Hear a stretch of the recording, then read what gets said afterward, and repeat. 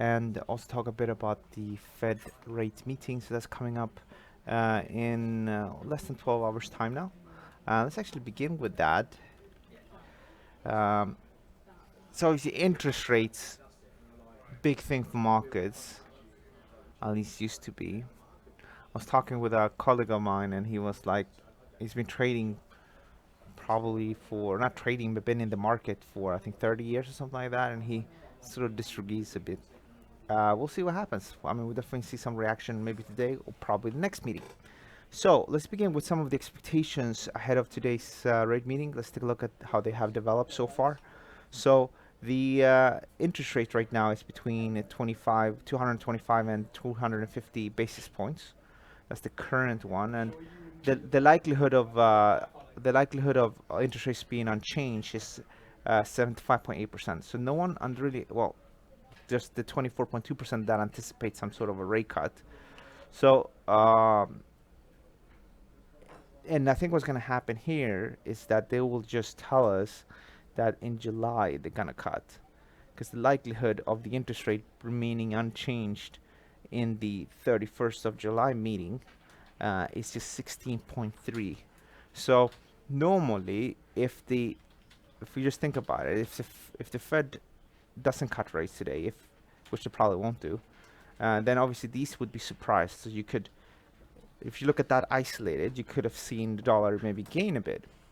However, because they're probably going to tell us that next time they're going to be a rate cut, you could still have a bit of a reaction in the market because it's just a 16.3% likelihood that we're going to be at that level.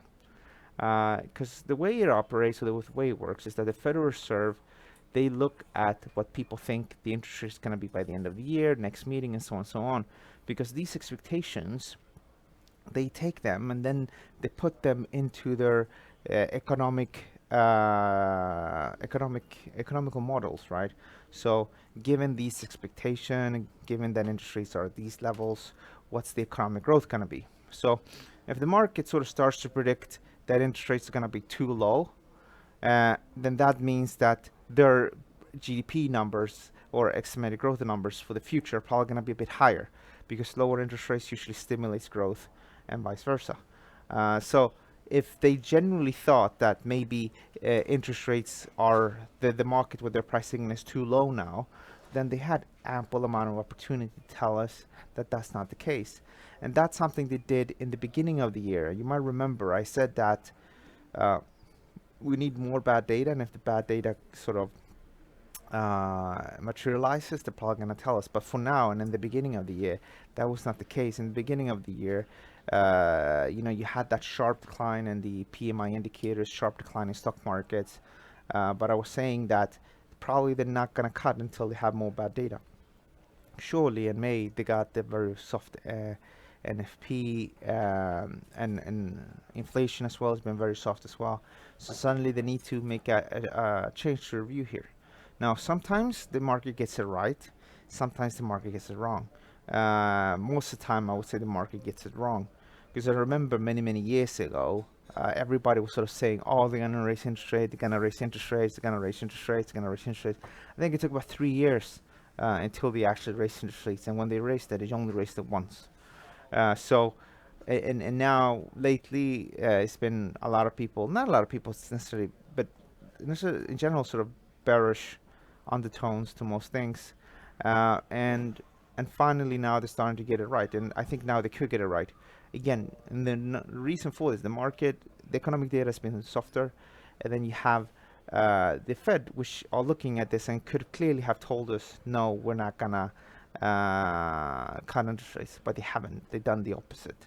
Yesterday, for example, the ECB with Mario Draghi said, maybe they're gonna cut rates. It's part of their tools.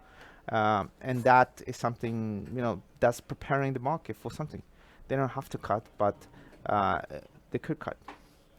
So I think what you want to look for today is, again, are they going to hint about rate cuts next month? That's it, really. If they cut rates already today, then that would be something that would definitely cause the dollar to most likely weaken, and that could potentially cause the dollar to potentially trade upwards again. For now, it's trading sideways between 111.06 and 13.52 here. I think maybe a market that could potentially have more sort of momentum and be more interesting to trade from interest rate perspective is maybe the dollar yen. Technically, we're stuck within this little range between 108.02 and 108.73, with a bullish breakout lifting price a bit and a bearish breakout taking things slightly lower.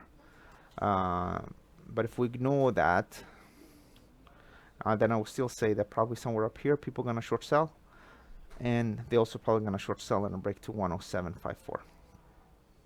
As for GBP versus the USD, it's going upwards, and I don't know exactly how the market's going to react to the Fed rate meeting this evening, but I'm guessing that, if they indeed turn bearish, this market can go slightly upwards, maybe to 26.50, and then we just need to see. I think realistically, as I said many times before, Boris Johnson is going to win. He's going to bargain really hard with the EU, and there's a general risk that will leave with no deal Brexit, which from an economic perspective, would not be good for the economy in the short term. It can be good, of course, if they negotiate new deals that are better than the ones today with the rest of the world. Otherwise, I think it's a step backwards. The only issue with those sort of deals is that on average it takes about 7 years to negotiate. So realistically, you're looking for some decent growth in about 10 years from now. So at 2029, 2027 or something like that. Maybe at that point, start to see some decent moves. Until that happens, it could potentially be some weakness, or should be some weakness in the pound. So I think, irrespectively of today's interest rate markets, I think eventually, given the way things are going, we're probably going to trade slightly lower, unless there is some sort of deal between the EU and the UK. And with that in mind, you might potentially turn bearish from 126.50, and then see what happens. But it's not the best pair to trade right now, because good trends in currencies happen when two countries are deviating economically, one doing much stronger, the other one doing much more weaker, or one doing really, really poorly, and then another one doing less bad. But right now, Brexit is countered versus rate cuts. So I don't know exactly who's gonna win that battle.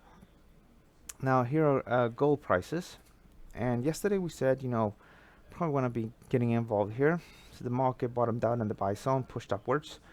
The new trend of funding level is at 13.26, which is here, and I think I'm gonna just remain bullish. There's no reason at all to make any changes. I think we can go down a bit, maybe 13.35, and then probably go upwards. Crude oil prices, they're just trading within that range. This is West Texas crude oil. Very strong move. Can go down a bit, maybe 53, 52.50, and then we'll see. If you're really bullish, then down here 53, 52.50.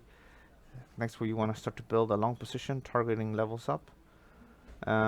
If you're neutral like me, then you're just gonna wait. You're just waiting for the price to turn sideways. That's it. When the market's turning sideways like this, then my guess is then we're probably just gonna continue to trade sideways. And one issue is that we can trade sideways for very long periods of time, and no one really knows when we're gonna break out. So why make it complicated? Let's not just trade one market, trade several markets, and just wait for something where there's something constructive. And here we're just trading sideways. S&P. S&P yesterday, we talked about turning bullish on a break to 29.11, and the market traded upwards. It can go down a little bit, I think, but for now it's going to remain supported. Then we can reduce the trend of funding level just to this level here.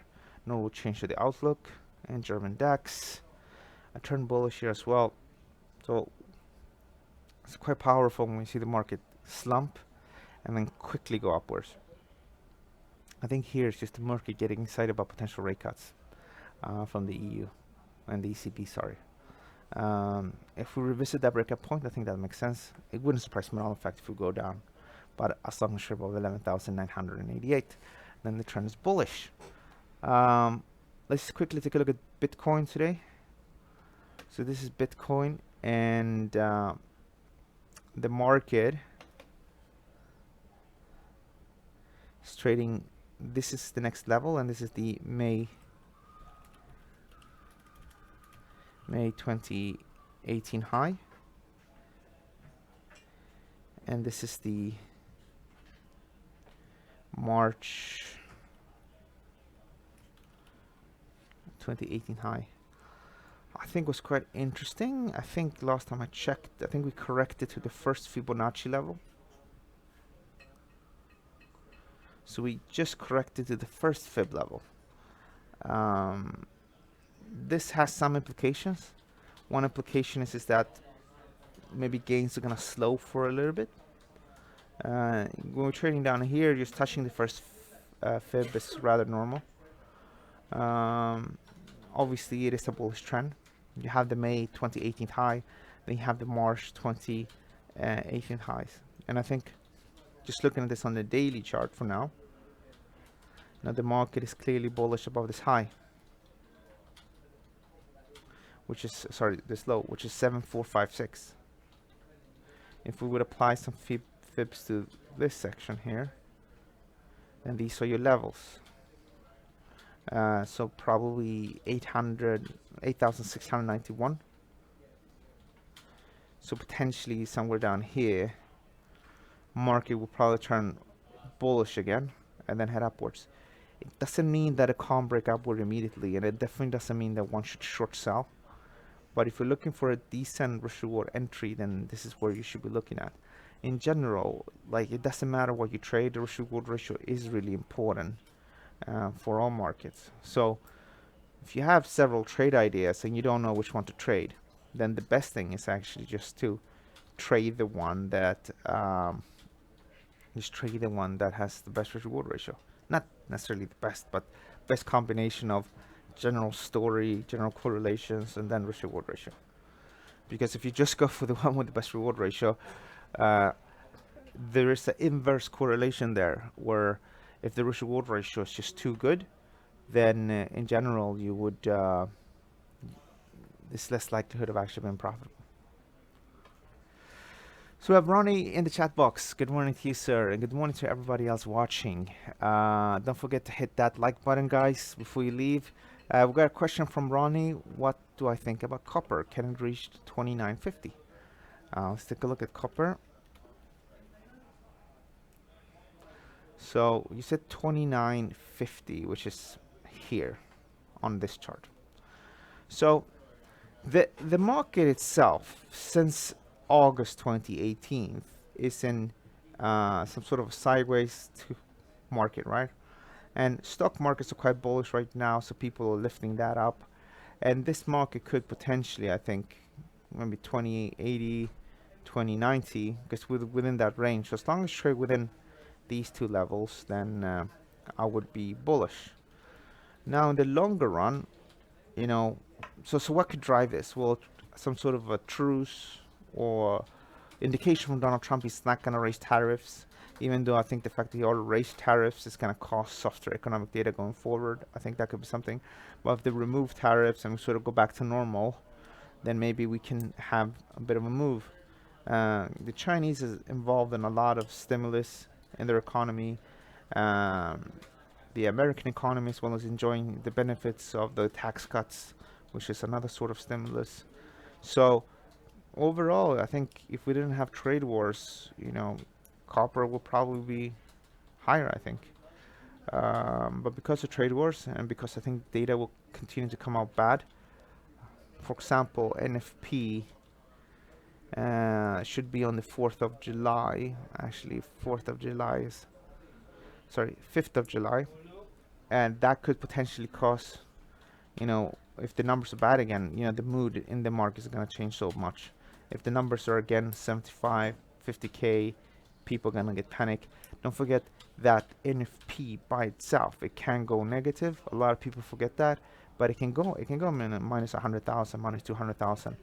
And imagine 100,000 people losing their jobs. That's a lot of people losing jobs.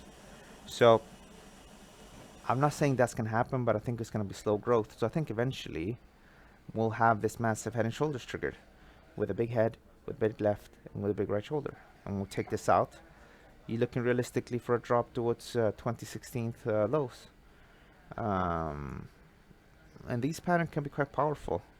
Last summer, I traded this breakout here. So I was trading sideways and I sold here. I didn't hold it the whole move, but I definitely shorted it. The whole slide was 2.84%. Maybe the same thing's gonna happen here. So we have Antonio in the chat box joining us from Barcelona. I hope you're doing well, Antonio. Thanks so much for joining us.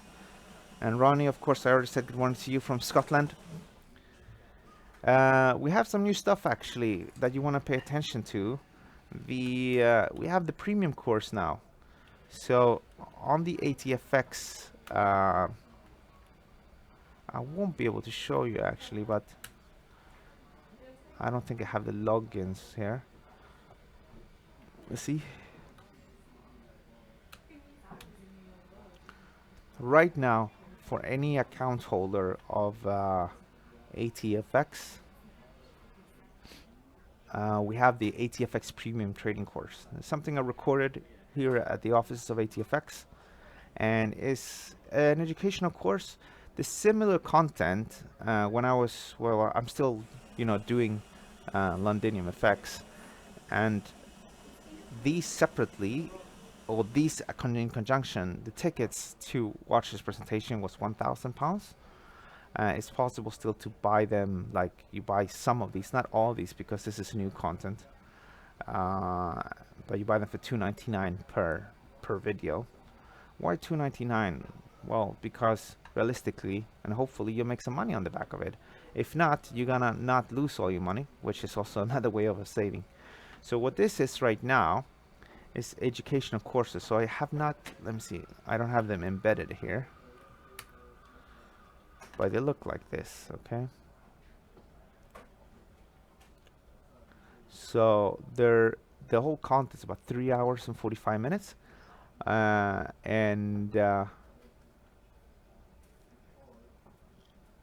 It's educational stuff, and all of this is actually for free.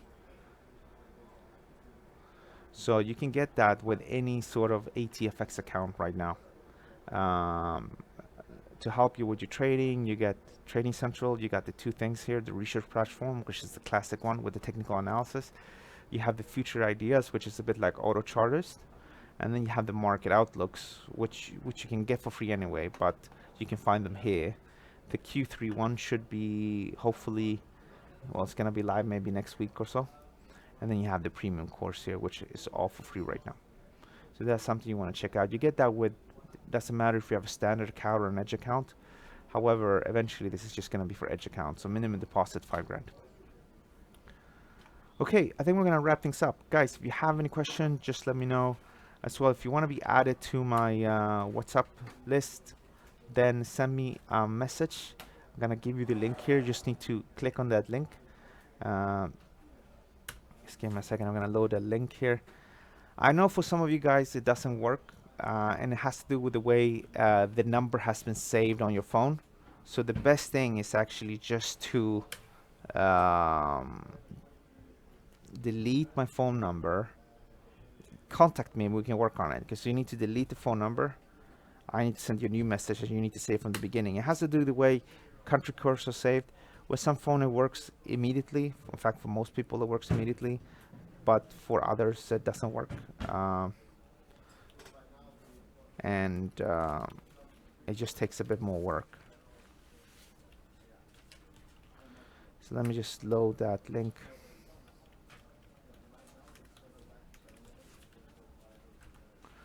What you get if you're part of that WhatsApp group is that you get a daily video, and that daily video is the one we're doing here. Just give me a second, I'm having issues with the site. There we go.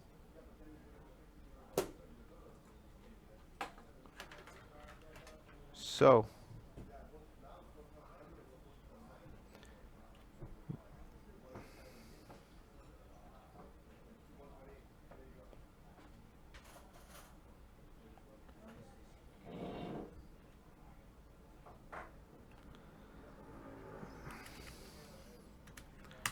there we go.